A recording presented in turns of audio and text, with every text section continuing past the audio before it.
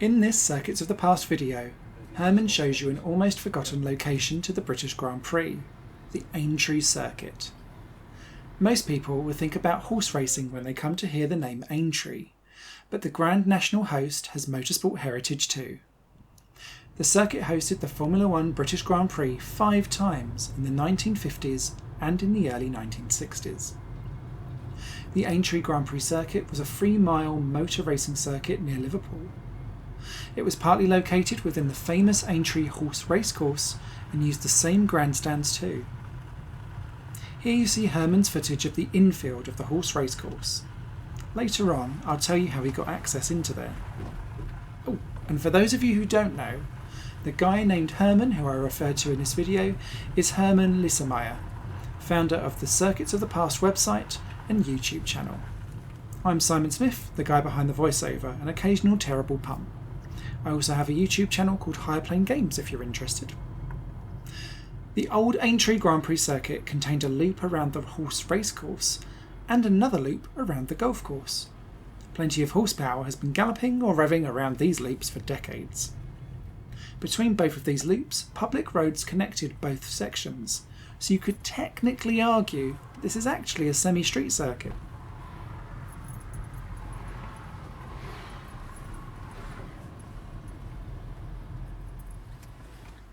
In the years 1955, 57, 59, 61 and 1962, Aintree hosted the Formula 1 British Grand Prix. In addition to these Grand Prix, the circuit also hosted non-championship Formula 1 races. These were known as the Aintree 200. On the first ever event at the Aintree circuit in 1954, the track was driven counterclockwise. They then changed this so that the driving direction was clockwise thereafter. After the last Formula 1 race at Aintree in 1962, the British Grand Prix then alternated for the next 2 decades between Silverstone and Brands Hatch. And since 1987, the British Grand Prix has been settled at Silverstone. The last ever race on the full Aintree Grand Prix circuit was held in 1964.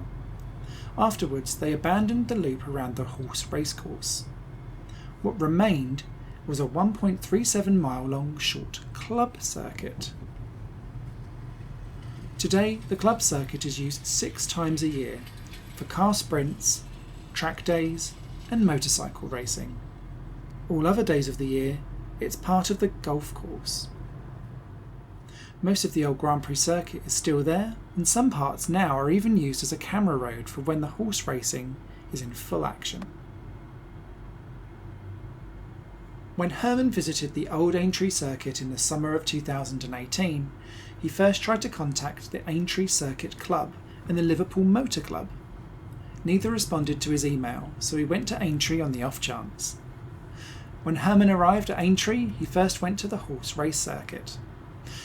When he went to go and film on the old start-finish straight, a security guard approached him and asked him what he was doing. Herman told him he was interested in the old Aintree Grand Prix circuit, but the security guard had never heard of it and told him that this was the horse racetrack. For the motor racing circuit, he needs to go over to the golf course. However, he was still allowing Herman to take a video shot of the start-finish straight before he sent him on his way. When Herman drove to the golf course, he'd already seen the club circuit. He asked if he could go onto the golf course and then enter the track to film it himself. The guy behind the counter said, "I'll ask the boss."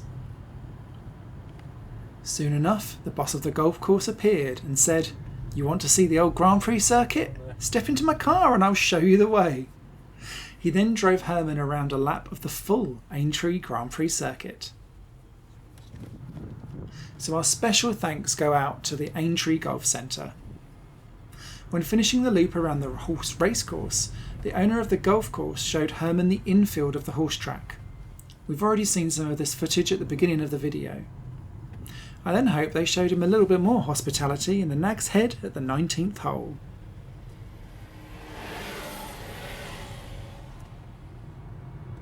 For more information about lost racetracks, please visit the website www.circuitsofthepast.com.